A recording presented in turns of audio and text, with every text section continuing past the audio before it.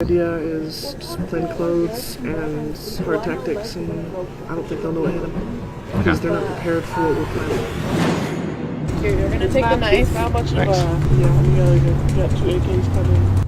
Matt McDonald here with Fox 13 News. We've been tracking Antifa for a long time. He was just down there at President's Circle and they were handing out sharp objects to stab people with, said they had someone coming with an AK. Why did it take 2 late night hosts, comedians, to find this out? You know what, I wish you guys luck. Marley was dead to begin with. Okay, there you go. Verifiable proof that Antifa is premeditatedly and proactively violent. And you'll see more in this video than you've probably ever seen before. The kinds of attacks they plot, how they coordinate, what tools they use. Even more importantly, you'll see a complicit media who, when offered this very footage, turned the other way. How do we know all this? Because we've been infiltrating this organization for a long time. Hard. But first, you'll need a primer. Protests, violence, riots, calling everyone a Nazi. This is the MO of Antifa. We've all seen it, but the media, politicians, and academia all defend, deflect, or completely deny. They are strictly principled anti-fascists. What we saw were some brave people risking their lives. That group protests fascism. Maybe their tactics weren't exactly right. It's messy. Antifa are people who go and they try to push back on these guys, but it is not the case that they are going around building an armed movement. Fascism cannot be defeated through speech. You need to take it with the utmost seriousness before it's too late. Black Lives Matter, the Antifa movement, is interested in preserving the fabric of America. Antifa is one of those things that somebody came up with as a catchphrase so that you could say, you know, oh, there is violence on the other side. Why is that? Why defend the indefensible? Are they really just an inconsequential group of rabble-rousers? How deep does Antifa's organization go? What's their end game? Well, for several months, we tracked and infiltrated Antifa, culminating in their violent protest of the notorious Jewish Nazi speaker, Ben Shapiro, at the University of Utah. But before we get to the part where we send Not Gay Jared in undercover, vulnerable, afraid, and shaking like a Chinese crested without one of those little gay sweaters, a little backstory. I want to kick my own ass.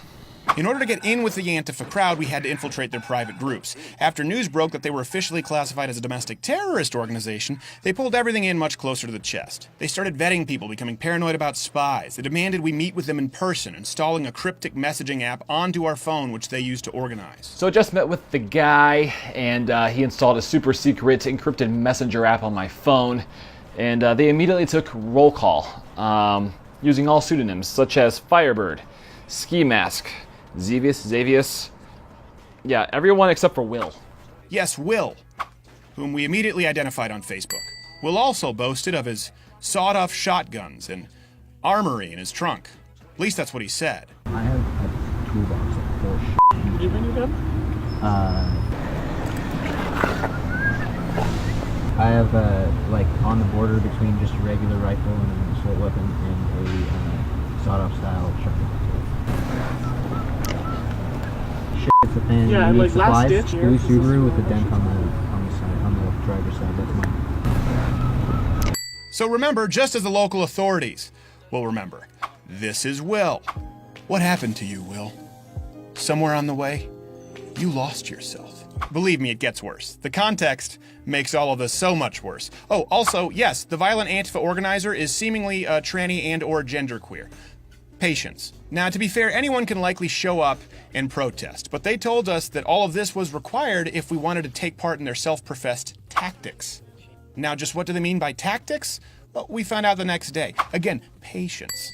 First, to understand what their tactics are, understand that Antifa is now in a PR battle. So what they claim and what they do are two very different things. Just plain clothes and hard tactics, and I don't think they'll know what hit them because they're not prepared for what we're planning. Despite wanting to put distance between themselves and Antifa, and despite what resident gay Asian SJW in chief George Takei tweets out, Antifa has never operated alone. They've been actively supported by professors and other leftist and student organizations. For example, current University of Utah faculty like Cindy Geraldine Solomon Kleppa and Alinda McKenna encouraged and emboldened students to disrupt the Ben Shapiro event and to create chaos. People like Ben Shapiro are the most dangerous people on this earth. And we're going to fight him tomorrow, aren't we? Yes. Solidarity. And student organizations like the Students for a Democratic Society, because that's the thing, not only work alongside Antifa when convenient, but work with them to scope out police and even to provide pseudo-security by committing acts of violence. Antifa is, just to be clear, it's not an organization. That's what we want to know. It's short for anti-fascist, and I'm absolutely anti-fascist. And I would echo what Ian just said. Antifa as a label does not mean one static organization, but it's definitely an ideology, a movement, a stance, if you may, of anti-fascism, bar none. We signs explicitly ask these people who show up in Black Bloc to show up, these Antifa people to show up, because, in the past we've been threatened by 3%ers, we've been threatened by neo-Nazis, we've been threatened by these people before, and their presence gives people an immense more amount of safety. Now, according to Antifa's own words, what makes them different? The difference between them and many of the other activist groups is the willingness to respond with violence. See, the ultimate problem with Antifa and the organizations and professors who support them is that because they paint their opposition as Nazis, they've developed their very own unique code as to what warrants a violent response. They are ready and looking for it. Okay, you're gonna take the knife. How much of you bring your gun? I have like on the border between just a regular rifle and an assault weapon and a sawed-off style shotgun. And then I've got a handgun. Yeah, we got 2 AKs coming. The willingness to respond with violence, the way that I would address what you were just asking about is I don't want to disavow an ally within the movement. The no pictures, that part, I would say it's understandable given what I was just talking about with anonymity. You're just gonna do. Now, context, don't forget. What you gotta do can include violence against anyone you call a Nazi. They call Ben Shapiro a Nazi. They're allowed to commit violence against anyone filming them.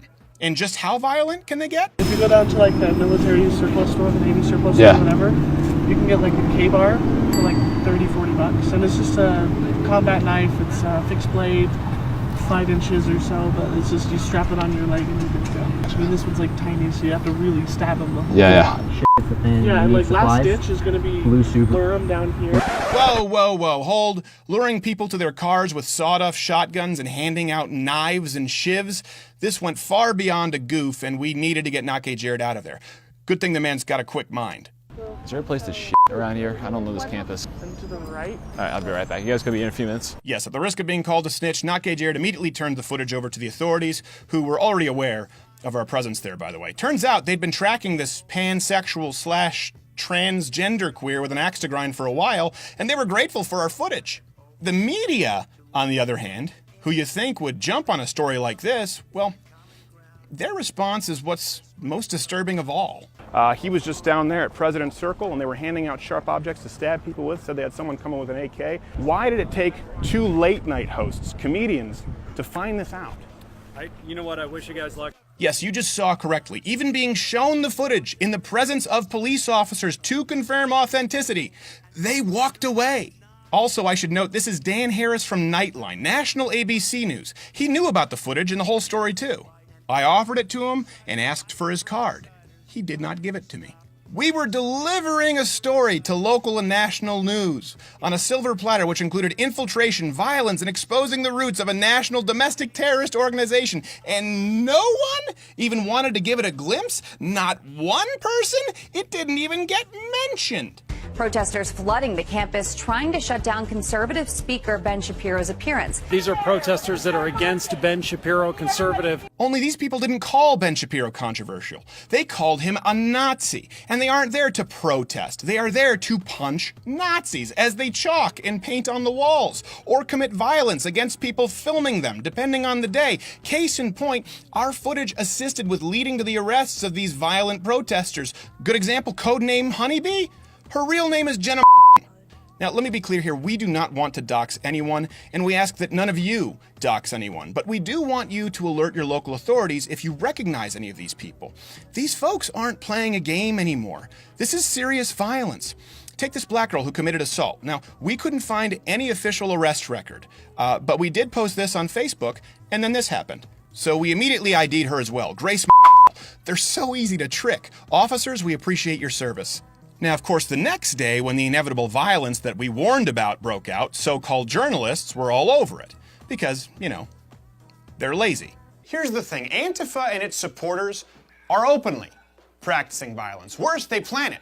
They plan to escalate it, as you can see. Now, if they call Ben Shapiro or me a Nazi, what does that make you? If they justify violence against someone with, I don't know, an iPhone camera, what can they do to you? But worst of all, why did it take a late-night podcast host and his producer to do this kind of journalism? Cryptic messaging apps, private groups handing out illegal weapons and planning tactics. You mean to tell me that no one at ABC, NBC, CBS, CNN with billions of dollars in resources could have done this? It took Steven Crowder and not gay Jared to pull it off with some plane tickets and a couple burner phones? Sure, listen, Antifa is violent, they suck. We get it, very violent. But the fact that the media has never reported on any of this begs the question, are they complicit? Is the media complicit with all of this? Or do they just suck at their jobs? I know who you are, Antifa. And I know what you want. If you're looking for a safe space, I can tell you that I have no sympathy. What I can tell you is that I have a very particular set of skills. Skills that I've acquired over a very long period of time. Skills that make me a nightmare for people like you. If you stop your acts of violence now, that will be the end of it. I will not look for you. I will not pursue you. But if you don't, I will look for you. I will find you. And I will ID you.